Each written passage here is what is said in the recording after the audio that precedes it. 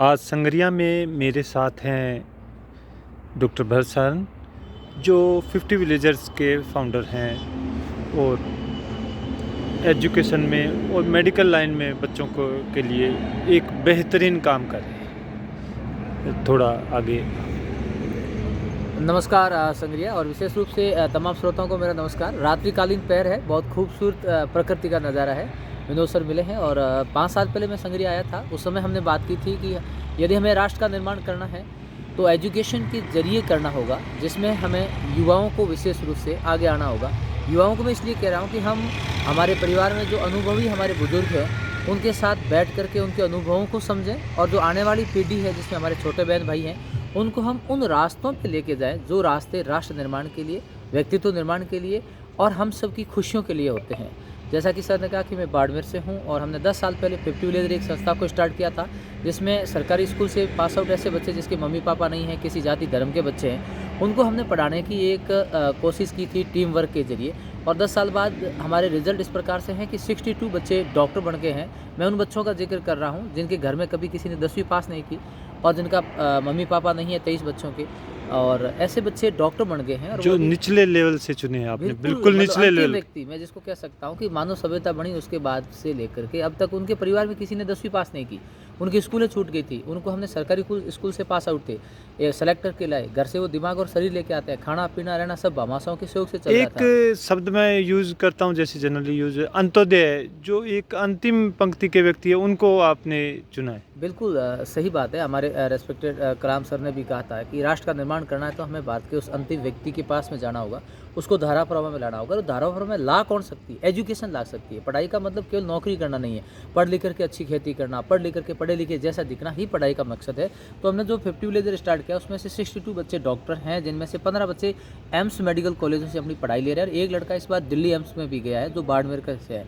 आप ये महसूस करिए कि गाँव का बच्चा है, पाकिस्तान के बॉर्डर पर है, सुविधाओं का अभाव है, फिर भी अपनी मेहनत से एम्स दिल्ली पहुंच सकता है। तो कोई काम इम्पॉसिबल नहीं है। इसके अलावा जहाँ साधारण एजुकेशन नहीं है वहाँ एक उच्च शिक्षा की एक बात हो रही है, उसके एक इसकी लहर चल रही है। मतलब इसको हम कहते हैं कि अभाव।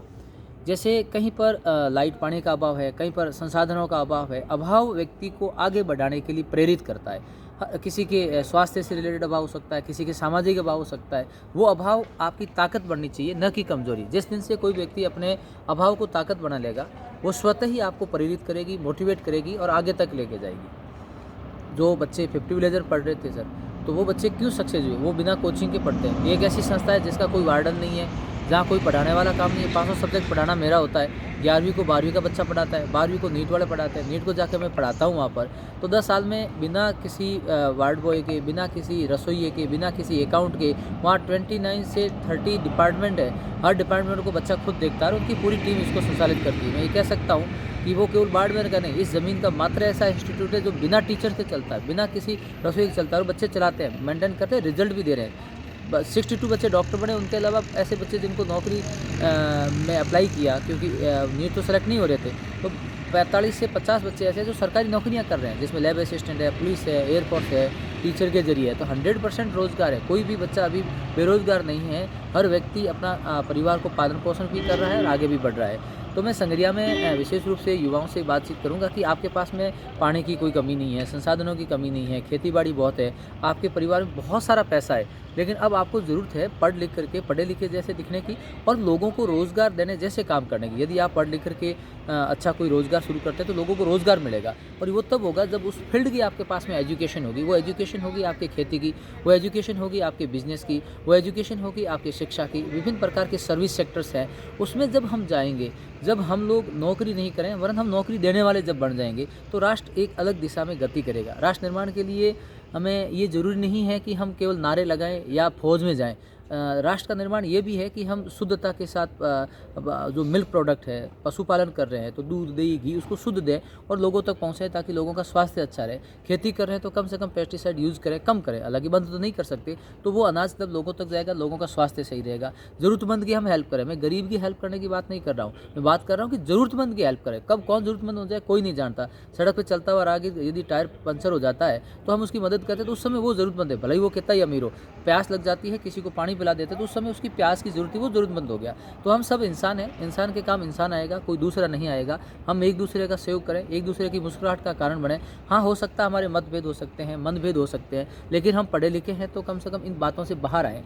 और कल संगरिया पूरा इकट्ठा हो रहा है, मैं सभी से रिक्वेस्ट करूँगा कि आइए हम एक साथ खड़े होते हैं, बातचीत करते हैं, कुछ अनुभवों को सुनते हैं और कुछ प्रोग्राम में आने के बाद में कुछ हमारी उम्मीदें हैं उनको और जागृत करते हैं और नई दिशाएं, नई दशा तय करें, एक दूसरे का साथ दें और मिल करके हम किसी काम को ठान लेना तो एक टीम वर्क कहलाएगा। वो टीम वर्क आपको बहुत आगे लेके जाएगा।